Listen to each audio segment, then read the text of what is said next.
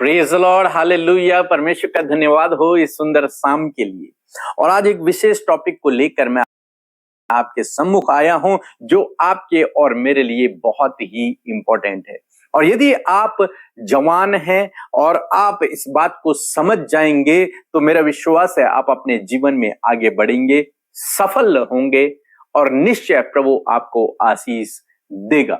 वो है सही दोस्तों का चुनाव।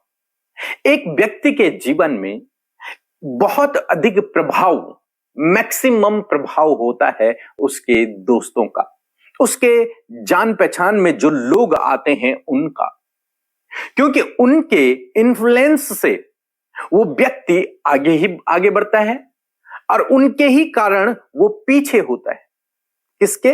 अपने इन्वायरमेंट के कारण, या फिर अपने दोस्तों के कारण, या फिर जो उसके आसपास में जो लोग हैं, जो उसके साथ डेली रूटीन में हैं, जो डेली उससे बातचीत करते हैं, उनके प्रभाव के कारण ही व्यक्ति आगे बढ़ता है और पीछे घटता है, दोस्तों के प्रभाव के कारण। इसलिए परमेश्वर का वचन हमें सिखाता है कि हम अपने दोस्तों को सही से चुनें।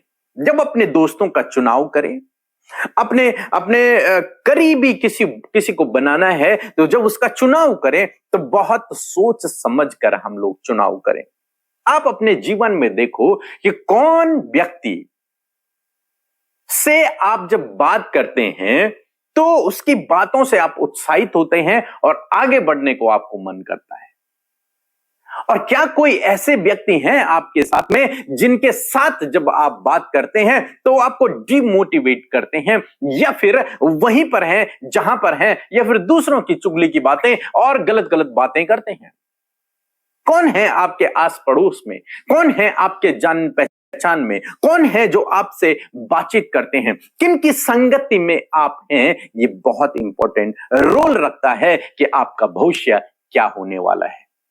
यदि आपके मित्र, आपके दोस्त, आपके परिजन जिनसे आप लगातार कांटेक्ट में हैं वो अच्छे हैं, वो सफलता की ओर बढ़ रहे हैं, वो मोटिवेट हैं, वो परमेश्वर के वचन में मजबूत हैं, वो विश्वास में मजबूत हैं, तो आप भी वैसे ही होंगे। और यदि आपके आसपास के लोग या फिर आपके मित्रगण प्रभु से दूर हैं तो आप भी प्रभु से दूर होंगे। वे असफल हैं तो संभावनाएं हैं कि आप भी असफल होते चले जाएंगे। यदि वो गलत काम करते हैं तो संभावनाएं हैं कि आप भी गलत काम कर सकते हैं। इसलिए परमेश्वर का वचन हमें बहुत सोच समझकर दोस्तों का चुनाव करने के विषय में सिखाता है। एक वचन हम लोग पढ़ेंगे, नीति वचन की किताब, उसका 13 अध्याय 20 पद लिखा है, बुद्धिमान की संगति कर।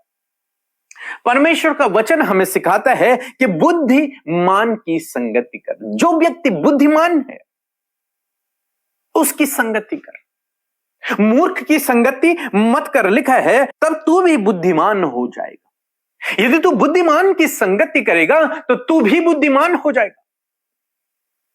यदि तू मूर्ख की संगति करेगा तो तू भी मूर्ख ही हो जाएगा।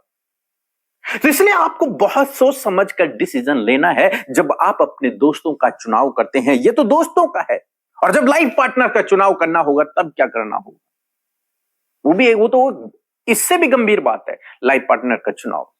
तो अभी आप अपने दोस्तों का जब चुनाव कर रहे हैं तो आपको बहुत सोच समझ कर चुनाव करना है कि आपका जो मित्र है वो बुद्धिमान है कि मूर्ख है। आपका जो मित्र है वो विश्वास में मजबूत है या फिर विश्वास में कमजोर है। आपका जो मित्र है वो सफलता की ओर आगे बढ़ना चाहता है या फिर वो कुछ नहीं करना चाहता अपने जीवन में। आपका जो मित्र है वो कैसा है? यदि आपके दोस्त हैं तो उनको ऑब्जर्व करें, वो कैसे हैं। और जो बुद्धिमान है, जो सफल है, जो आगे बढ़ना चाहता है, जो आपको मोटिवेट करता है, जो उत्साहित करता है, जो सही व्यक्ति है, उसकी संगति में आप रहें। जो गलत है उसकी संगति में आप ना रहें, क्योंकि परमेश्वर का वचन स्पष्ट कहता है कि बुद्धिमान की संगति कर तो तू भी बुद्धिमान हो जाएगा। अच्छे व्यक्ति की संगति कर तो तू भी अच्छा हो जाएगा। बुरे व्यक्ति की संगति ना करना, क्योंकि उससे क्या होगा? तू भी बुरा हो जाएगा। पहला कुरिन्थियों की किताब, उसका 15 अध्याय 33 पद में लिखा कि धोखा ना खाओ, बुरी संगति अच्छे चरित्र को बिगाड़ देती है। धोखा ना खाओ।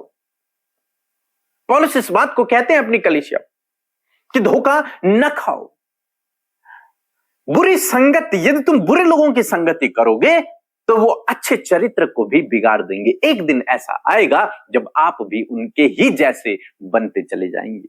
इसलिए परमेश्वर का वचन हमें स्पष्ट रूप से सिखाता है कि हम जब अपने दोस्तों का चुनाव करें, हम जब अपनी संगति का चुनाव करें तो वो अच्छी संगति हो, मोटिवेट करने वाली संगति हो, उत्साहित करने वाली संगति हो, डिमोटिवेट करने वाली संगति नहीं। यदि आप ऐसी संगति में हैं तो आपको उस संगति को छोड़कर एक ऐसी संगति में जाना है, एक ऐसी संगति में रहना है जो आपको उत्साहित करे।